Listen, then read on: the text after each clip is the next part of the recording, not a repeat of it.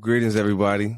This is your host, yours truly, Chase Lane, number 2 in the field, number 1 in y'all's hearts, coming back with another episode of the Pot of Aggieland. Got some things that I want to get into and some things I just want to, just give my opinion on and just kind of give you guys a glimpse or a look into what's going on right now, like with our team and everything. But as always, we're going to start with the quote of the day.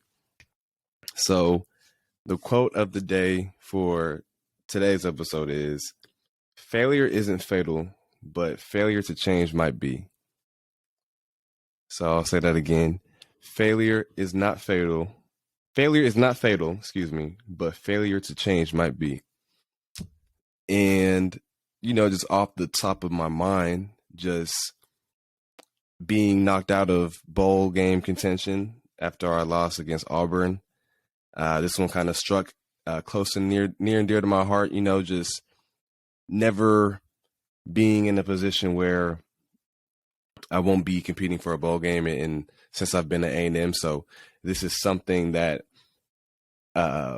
me and a lot of the other older guys, this is our first time really going through this. And, I'm not going to say that our season was a failure, but we certainly did not reach the expectations that we set out for ourselves at the beginning of the year. And, we've been on this 5 or 6 game losing skid. And I think right now we're sitting at like last place in the SEC West. So, it's a tough time for sure. And I think, like I kind of said it in a couple episodes earlier, I think a lot of people are having to do some soul searching, and a lot of people are really figuring out how much they really love the game of football. And it's a tough time right now. But what the quote says in the second part is, failure to change might be. And I feel like once you're dealt with failure and you're not succeeding and you're not really seeing the results that you have set out for when you start your journey in whatever field that may be, I think if you let failure stick to you and you don't do anything about failure, then that's when it may be fatal to you in your growth and fatal to your success and how you advance and how you deal with failure. So, so I think with this quote, it can contribute to anything you're going through in life. And, just when you're dealt with failure and you're dealt with adversity and when you're dealt with situations that you didn't necessarily see yourselves being in when you start something, but just mainly just how you respond to those adversities and how you respond to those failures, because you can't let failure control yourself and you can't let it control your life, because then that's when it becomes fatal. So I'll say the quote again: failure itself isn't fatal, but failure to change might be. And that is from the legendary coach, John Wooden. When I think about the first house that I'm going to buy and what it'll be like, I feel like some things that go into that decision-making process obviously is going to be with my significant other, which will hopefully be Miss Carlina Sample. And she will definitely have a lot of say in the kind of house that we are going to be living in. But I feel like it just has to be somewhere where it is supreme comfort and supreme security, and a place where I can raise a family, and a place where people can come, on the holidays and things like that, just embodying the entire just home atmosphere. Because you hear it all the time that you have to make a house a home, and that is a clear distinction between the two. So my house definitely has to be a home. So when that time comes, and if I'm in the Bryan College Station area or Austin, I will 100% be using the Hudson team. And not just because they're the official sponsor of the Pot of Aggieland, shout out to them. The Hudson team is the number 1 Zillow ranked team in the Bryan College Station area based on sales volume and number of transactions done each year. All members of the team are former students of A&M, including our friend Alexis Knox. Alexis is a broker associate and a realtor with over 5 years of experience. She and her team love helping Aggies find their dream homes and are with you every step of the way throughout this process. We all know the importance of a good home in college football, and us Aggies have one of the best. The same is especially true in life.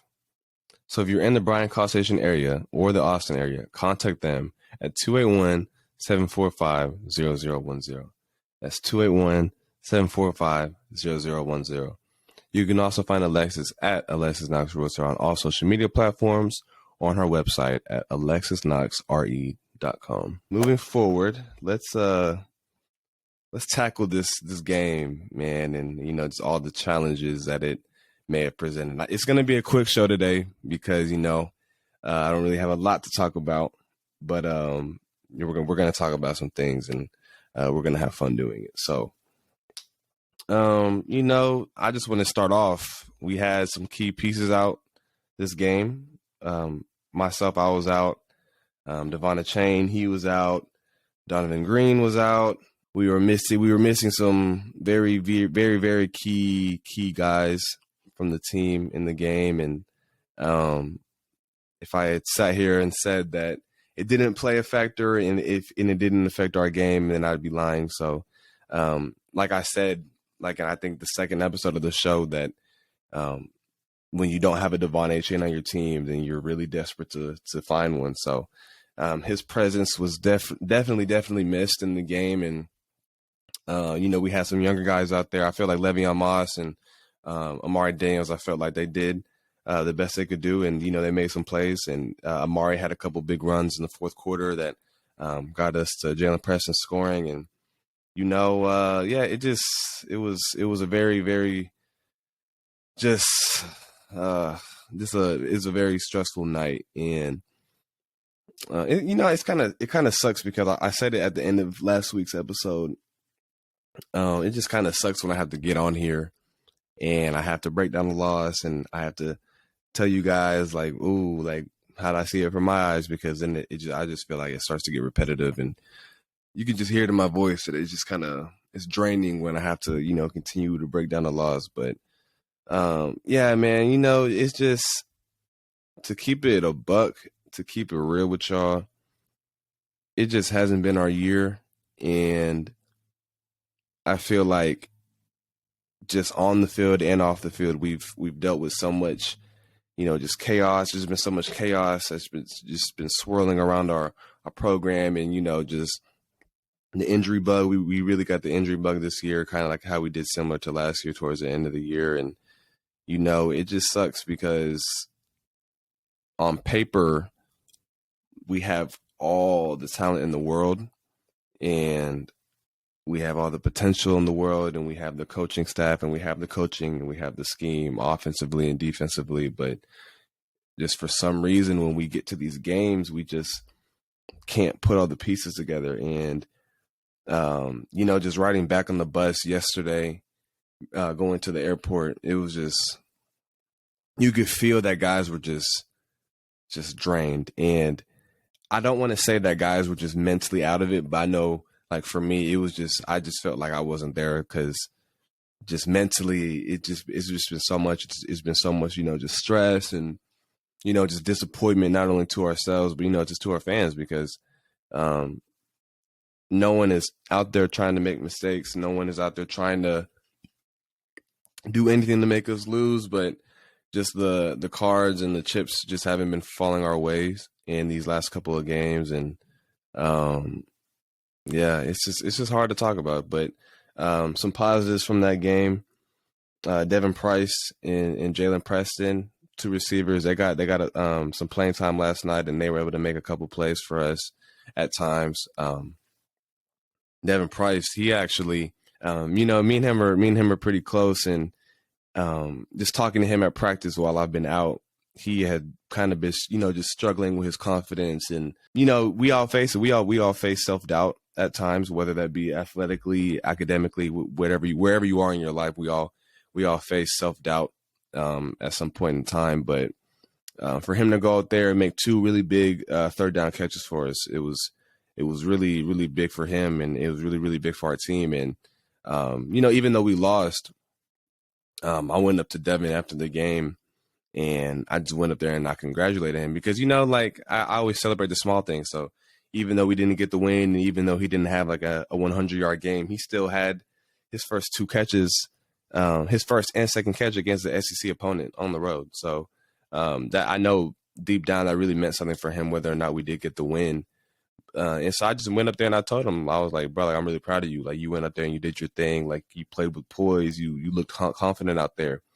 And the first thing he told me was, he said it was the first time he's ever played in a game while being in college that it felt like he was in high school again. And that is just knowing that feeling, because I remember when I experienced that feeling, you know, like when I played my first college game where I actually felt like I was comfortable out there, and, you know, just the game slowed down for him. And he even though we lost, you could just still feel, and you could still like sense a vibrant like aura off of him. And you could tell that he was proud of himself, because he like I said, he's never done that in the SEC game. So I was really proud of him. And, you know, he just kept on saying like, yeah, like I just felt comfortable out there and it felt like I was in high school again. And I just told him, I was like, bro, like don't ever question yourself, fam. Like you're capable of playing at this level. And I know the first time I heard those words, I know it did a lot for me. So hopefully that me telling him, hopefully that resonated with him in some kind of way. But yeah, I was really proud of him.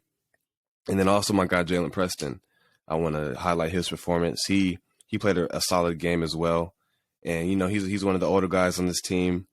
And, you know, his career at A&M has been anything but, what's the word? Anything but normal. Anything but, you know, just, you know, very relaxed. He's had an up and down roller coaster career at A&M. And, you know, for him to, you know, stay resilient, because at this point in the season, you know, he hasn't really seen the production that he'd like to see from himself. But, you know, Jalen Preston, he's a guy who he comes to work every day just in a positive mood, and he just comes ready to work. And when his number is called, he's always ready. And I know that he's always going to give his best effort to help his team win. And I think you saw that with his play last night. He had a couple catches, a couple key blocks for some runs to break open for Mari Daniels, and then he caught our only touchdown of the night. So, yeah, both of those guys, man, I'm tremendously proud of, you know, just being in the same room with those guys every day, you know, just seeing their work ethic, and, you know, just seeing how sometimes like the ball's not going to fall their way, and you know, the production that they'd like to see is not always going to happen. But, you know, when the number was called last night, or Saturday night, excuse me, they were ready. And I'm proud of those two, Ben, and hopefully they hear this, because I just want them to know how proud I am of them. So on top of that, I just want to highlight as well Antonio Johnson. Man, the dude is a true ball player, man. And for him to be out the last 3 weeks, I think, for him to be out the last 3 weeks and then come back and have the impact that he had off the opening kick is just goes to show how much heart he plays with, despite us being in the position we are as a team. But just shows you how talented he is. And countless times again, he was just the first one to the ball, making plays, playing with just tremendous energy, and, you know, just attention to detail. And, you know, he's just reminding everybody why I believe he's going to be a top 10 pick in the 2023 NFL draft. So Antonio Johnson, I know we are very blessed to have him on our team, and he's a dog for sure. Also, Connor Wegman, his first start on the road against an SEC opponent. I felt like, you know, like I said in the game breakdown about the Auburn's defensive linemen, how they were going to cause some trouble for our O-linemen, and, you know, just all the different stunts and blitzes they bring, and all the different challenges that playing on the road presents. You know, Connor, he remained locked in for the entire game. And just when everything was just going downhill, and, you know, when we were stalling out on offense on every drive, and the third quarter when we had -3 yards in total offense, man, he just came down. And, you know, I wasn't playing, so I was able to watch him, but he would come down and he would, you know, just high five all the guys on skill, the receivers, the running backs, the tight ends, and he would always go and encourage his old linemen. So For him to show that type of poise in a hostile environment when nothing's going your way just goes to show how mature he is at the age he is. And when you see maturity, especially in your quarterback, from a true freshman quarterback, that just gives you tremendous hope and promise for the future. And I can say that about a lot of these younger guys. I feel like as the season has progressed, I feel like they have came into their own. Obviously, there were some learning curves that some of them had to go through, and some of them are that are still going through. But as a whole, I feel like that class is really coming along.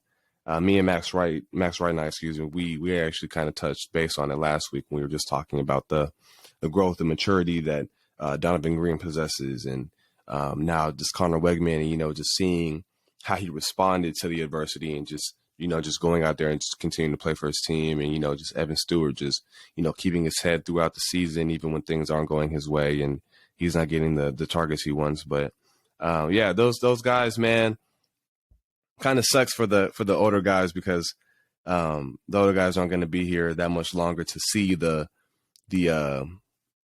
fine-tuned projects of the younger guys of this 2022 class. But I know for sure it's going to be a sight to see when it does get clicking, and when they do, when they are grown and when they are getting to their third and fourth year, it's going to be a fun time to watch them, man. And so I just want to commend those guys, for just prevailing through that, because it wasn't fun for anybody.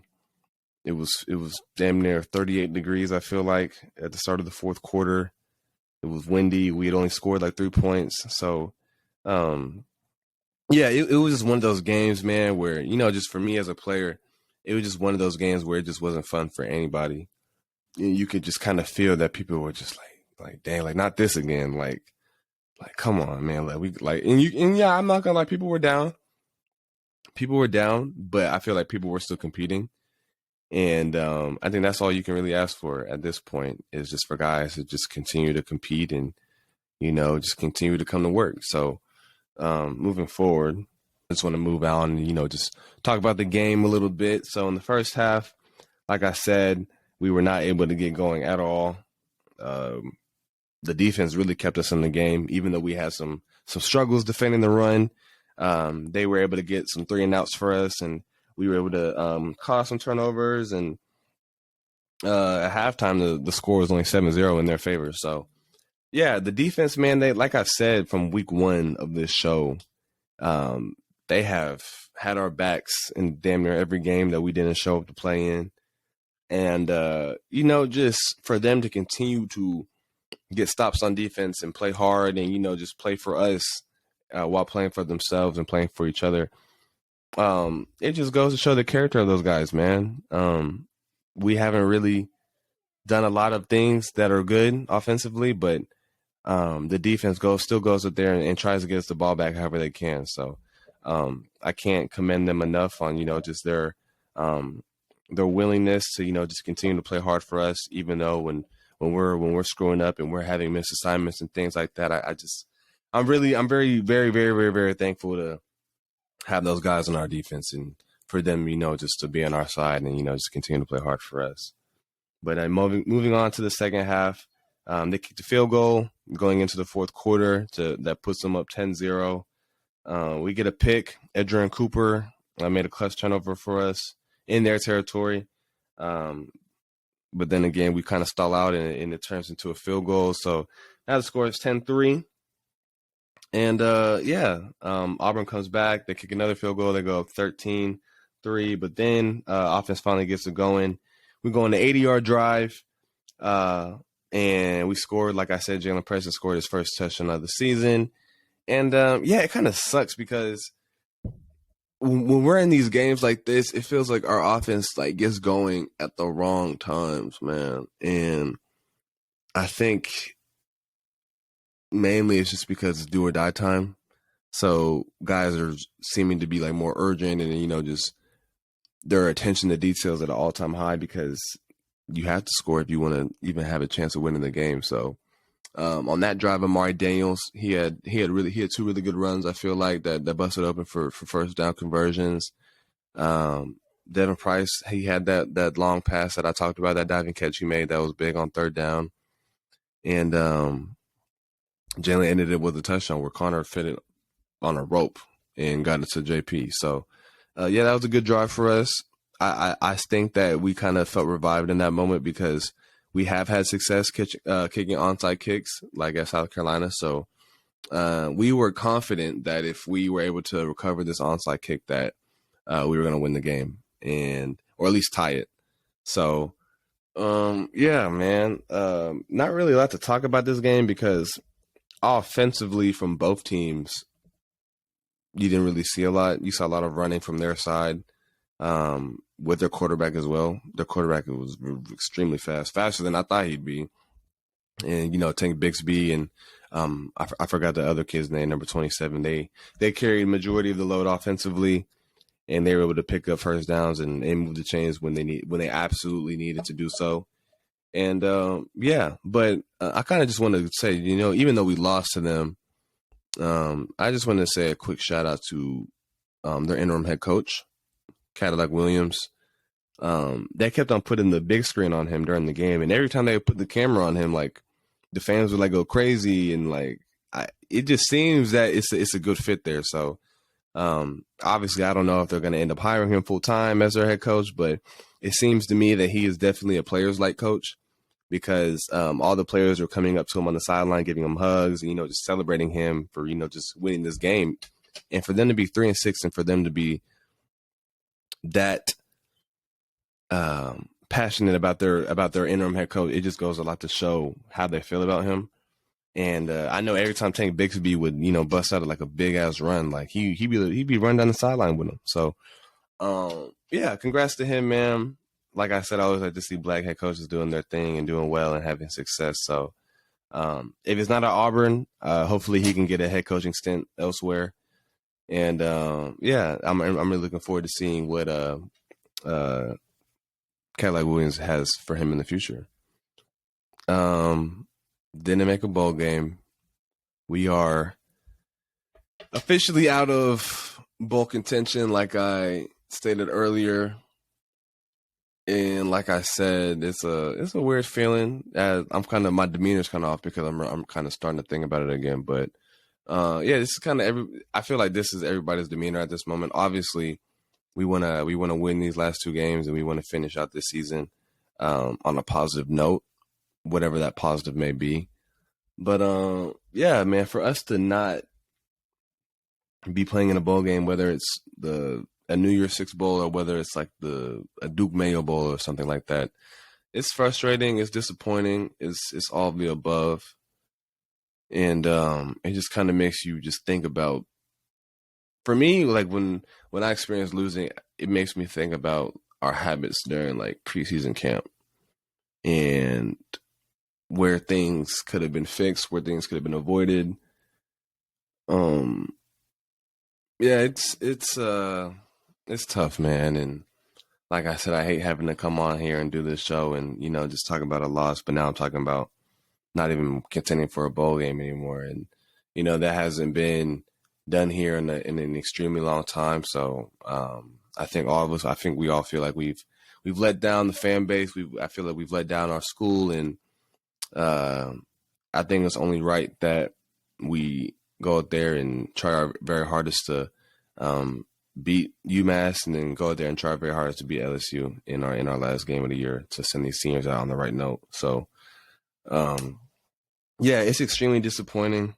I know I keep saying that, but it is what it is, and there's not really a lot you can say about it. Then it is disappointing. So, I do feel like that this.